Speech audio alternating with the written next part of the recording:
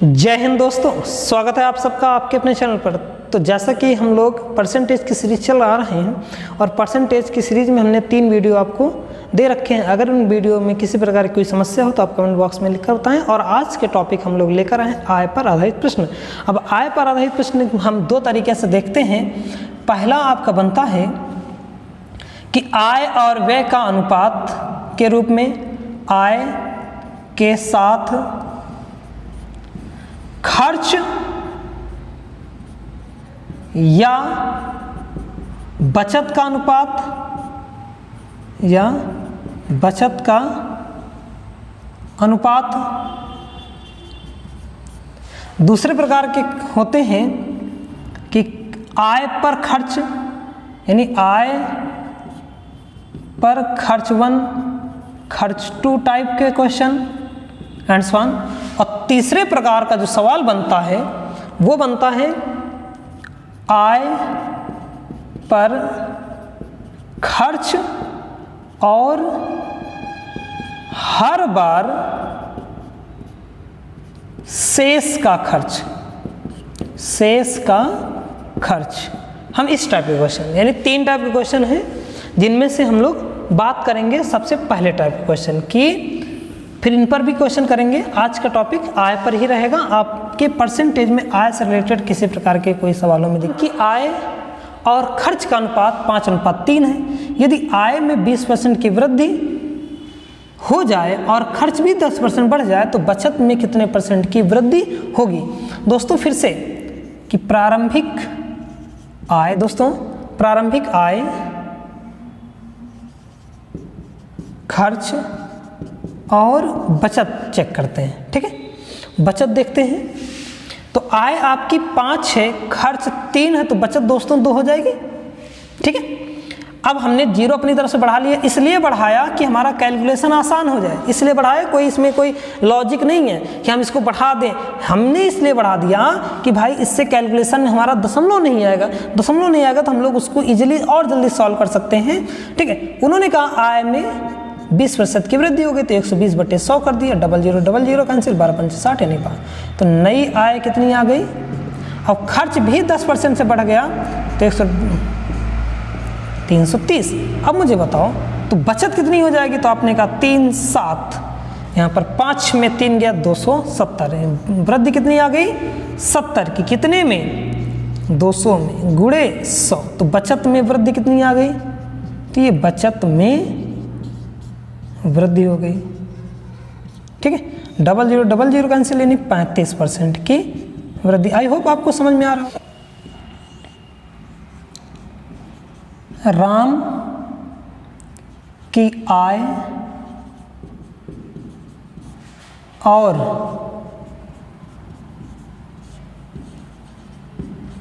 खर्च का अनुपात,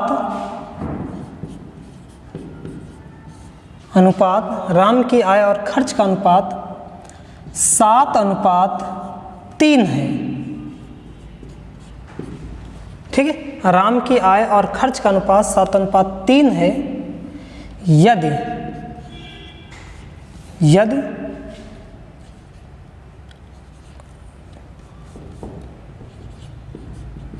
उसकी आय 40% बढ़ जाए और खर्च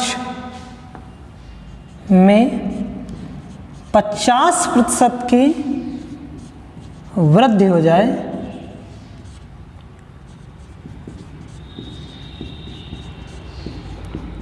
तो बचत में क्या प्रभाव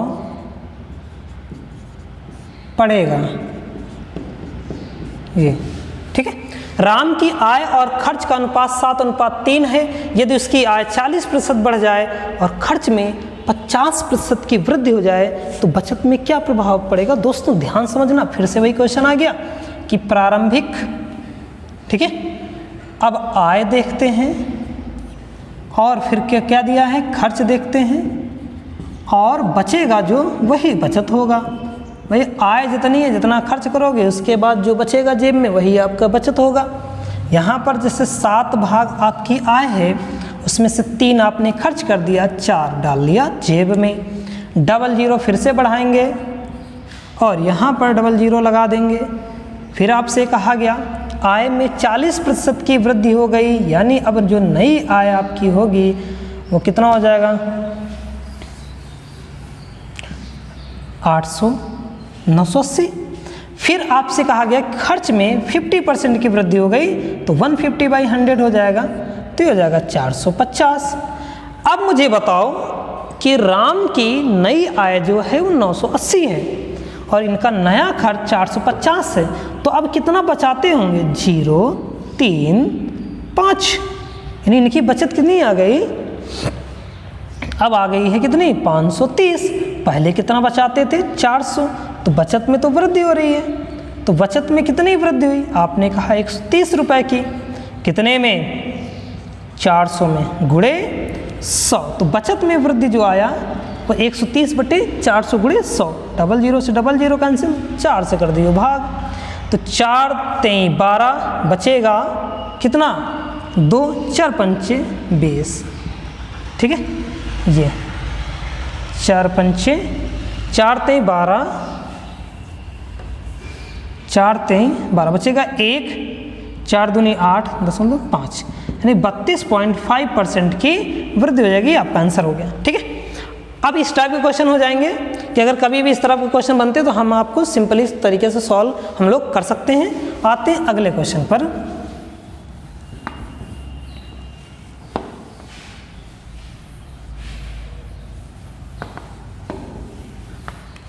अगला है, एक व्यक्ति अपनी आय का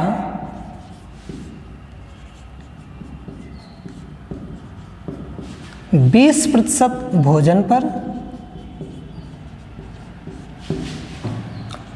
30% मोबाइल पर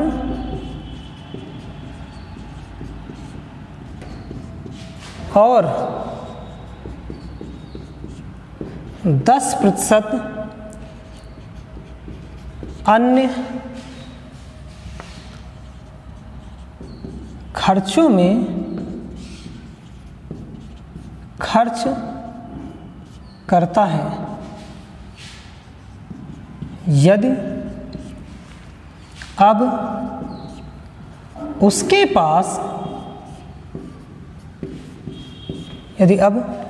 उसके पास 3600 रुपये बचे तो उसकी आय होगी, एक व्यक्ति अपनी आय का 20% भोजन पर, 30% मोबाइल पर और 10% अन्य खर्चों में खर्च करता है। यदि उसके पास 36 रुपये बचे तब उसकी आय ज्ञात करें, ठीक है। तो अब यहाँ पर ये दूसरे टाइप का सवाल है। कभी भी अगर सवाल में आपको से शब्द न दिया हो, सभी में कामा लगा हो या अलग अलग खर्चे दिए हों, तो पहले हमें ये देखना होगा कि आखिर इन्होंने कुल कितना खर्च किया। तो आपने कहा कि 20% तो भाई खाने में खर्च कर दिया और 30% रिचार्ज में खर्च कर दिया। आप किससे बात कर रहे थे पता नहीं।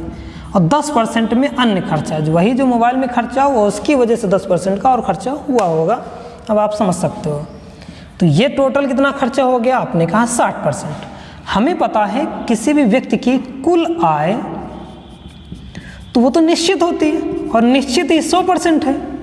अगर कुल आय 100% है, खर्च 60 हो गया तो बचत कितना होगा, तो आपने कहा बचत हो जाएगा 100% माइनस का 40%, सॉरी 100% माइनस का 60%, और यही दिया गया सवाल में 3600 के बराबर। तो ये हो गया 40% बराबर 3600 के।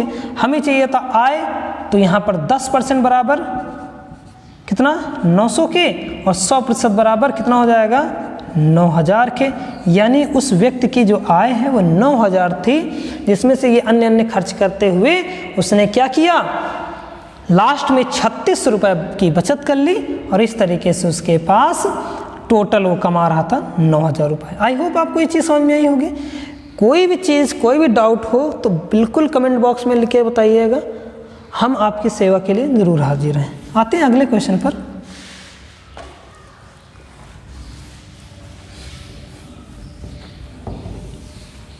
अगला सवाल है,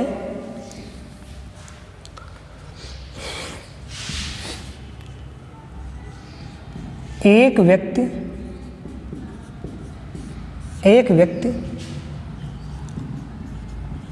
अपनी मासिक आय का 40% घर पर, 15% सिनेमा में तथा 5%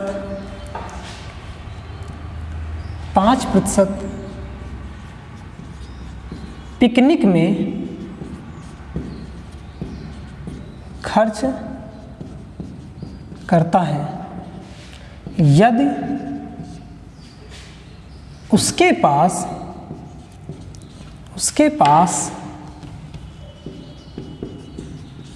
माह के अंत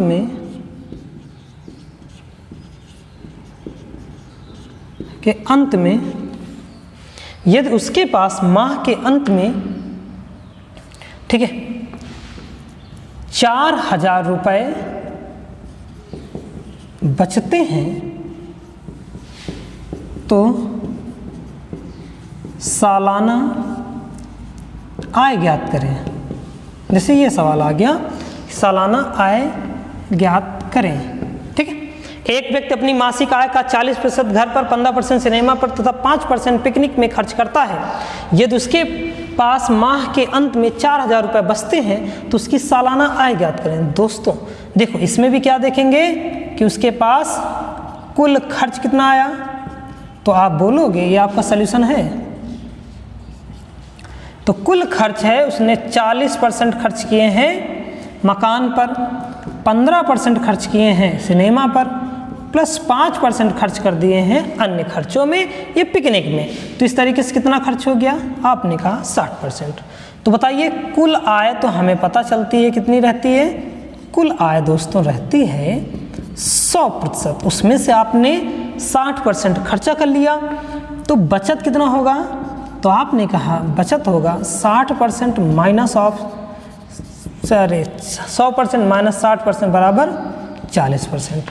और यही 40% सवाल में दिया गया है किसके, 4,000 बचत के रूप में, तो ये 4,000 कर दिया, ठीक है। हमें चाहिए पहले मासिक आय, क्या चाहिए, मासिक आय, ठीक है। तो मासिक आय कितनी हो जाएगी, 40/4। देखो इसका 4 से भाग कर देंगे, एक 0 चिपका देंगे तो हो जाएगा ये 10,000। दोस्तों आपसे मासिक आय कितनी आपकी आ गई, 10,000, लेकिन उन्होंने कहा मुझे सालाना आय चाहिए। कौन सी, सालाना आय। अब आपको पता सालाना आय क्या होती है, एक वर्ष में कितने महीने होते हैं, 12। तो आप इसको क्या करिए, 12 से गुणा कर दीजिए, ये हो गया 1,20,000। यानी उसकी जो सालाना आय है वो कितनी है, 1,20,000। आई होप आपको इस टाइप के भी सवाल समझ में आ गए होंगे। अब आते हैं इसमें तीसरे टाइप के सवाल जिनसे आपके क्वेश्चन बनते हैं, वो भी थोड़ा सा इंपॉर्टेंट है, तो उनको देखते हैं।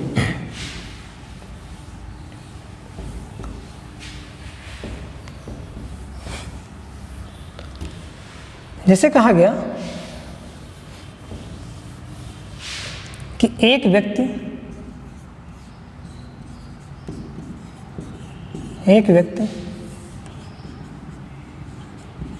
अपनी आय का 20% भोजन पर, शेष का 20% घर पर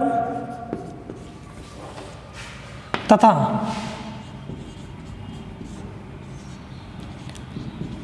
शेष का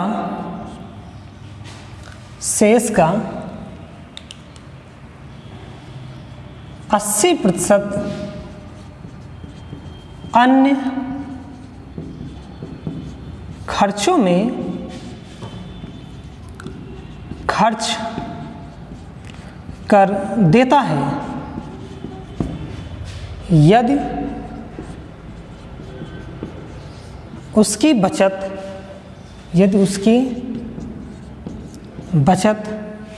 अब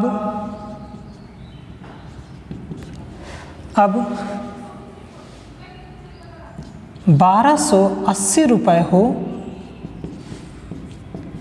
तो मासिक आय ज्ञात करें। आय ज्ञात करें। ठीक है, जैसे ये आपका सवाल है। चलिए आपके आते हैं लास्ट टाइप के सवाल पर। यानी कि लास्ट टाइप का सवाल है कि एक व्यक्ति अपनी मासिक आय का 20% भोजन पर, शेष का 20% घर पर तथा शेष का 80% अन्य खर्चों में खर्च कर देता है। यदि उसकी बचत अब 1280 रुपये है तो मासिक आय ज्ञात करें। तो दोस्तों देखो, अगर हम इसको ये समझें कि उस व्यक्ति की मासिक आय, ठीक, मासिक आय जो है वो कुछ रही होगी, उसका अगर कोई व्यक्ति 20% खर्च कर रहा तो बचत कितनी होगी? तो आप कहोगे 80%। क्योंकि जैसे आप मान लो 100 रुपये आपके पास हैं, कितने? 100 रुपये हैं, आपने उसका 20 रुपये खर्च कर दिया तो आपके पास बचेंगे कितने? 80 रुपये। तो अगला जो खर्चा होगा वो 80 को देखकर खर्च करोगे ना। यानी कहने का मतलब क्या है कि जो शेष बचत बचेगी उस पर ही तो नया खर्च भारित करोगे। अब आपने 80 का कुछ प्रतिशत खर्च कर दिया, तो अब मान लो आपने 80 का फिर से 80% खर्चा कर दिया, तो अब 80 का 80% खर्चा करोगे तो 80 का 20% बचेगा, यानी आपके पास मात्र 16 रुपये बचेंगे।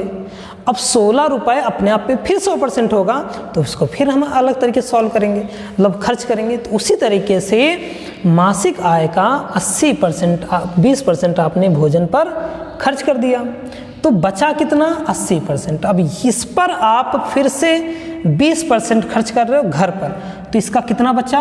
80%। और इसका फिर आपने मात्र कितना किया है? 80% खर्च किया है, तो अब इसका 20% बचेगा। तो देखो ये दोस्तों पूरी बचत हो गई। ये क्या हो गई? ये बचत हो गई। और बचत ही सवाल में कितना दिया गया है? 1280। तो हम लोग क्या कर देंगे, इस बचत को इस रुपए की बचत के साथ बराबर कर देंगे और उसी को हल करके मासिक आय निकाल लेंगे। तो क्या हो जाएगा? Monthly income equals to 80/100 into 80/100 into 20/100 equals to 1280। ठीक है, 1 2 3 1 2 3 से कैंसिल कर दिया। 88 64 दूना 128, ये हो जाएगा 20। ठीक है, 88 64 दूना 128 यानी कुल मिला के 10 ही रहेगा दोस्तों। ठीक है, पूरा पूरा एक बार कैंसिल हो जाएगा और यहाँ पर 3 जीरो इधर जाएंगे, तो यानी मंथली इनकम जो होगी, यानी इसको मासिक कह दो कि मासिक आय ये आपकी आ जाएगी 10,000 रुपये। देखो 3 जीरो यहाँ से 1 जीरो ये आपका 10,000। आई हो आपको ये सवाल समझ में आया होगा। आते हैं किसी टाइप का क्वेश्चन और देखते हैं। ठीक है, चलिए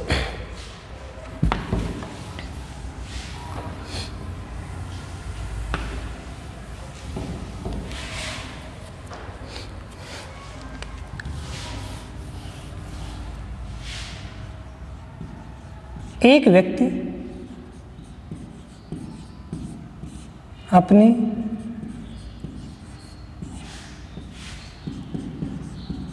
मासिक आय का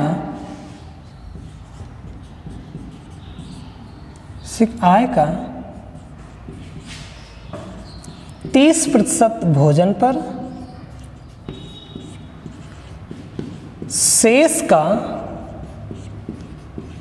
40%, शेष का 40% घर पर तथा शेष का, ठीक, तथा शेष का 80% अन्य खर्चों में खर्च कर देता है। यदि अब उसकी बचत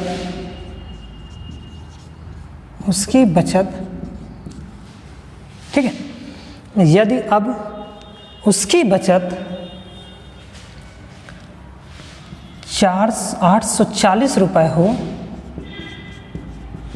तो मासिक आय ज्ञात करें। एक व्यक्ति अपनी मासिक आय का 30% भोजन पर, शेष का 40% घर पर तथा शेष का 80% अन्य खर्चों में खर्च कर देता है। यदि अब उसकी बचत 840 रुपये है तो उसकी मासिक आय ज्ञात करें। ठीक है, चलिए शुरू करते हैं, देखते हैं क्या बनेगा। तो फिर से ये बात वही आ गई कि मासिक आय है, तो मासिक आय कितना हो जाएगा, हम मानते हैं, चलिए मासिक आय लिख दिया तो मासिक आय भी लिख देते हैं, मासिक आय। ठीक है, इसका कोई व्यक्ति 30% खर्चा किया तो दोस्तों इसी का 70% तो बचाएगा। अब उन्होंने कहा इसी का कोई 40% खर्च कर दिया तो इसी का 60% कोई बचाएगा। फिर इसी का कोई 80% खर्च कर दिया शेष का तो उसी का 20% बचाएगा, और यही बराबर हैं 840 रुपये के। बस इसी को हल कर लेना है। तो मासिक आय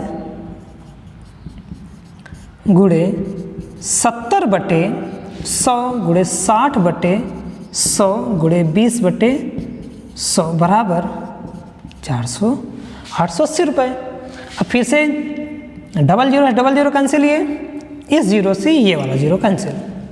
7 छंग 42, 42 दूना 84, 42 दूना 84 यानी 1। तो मासिक आय कितनी आ गई,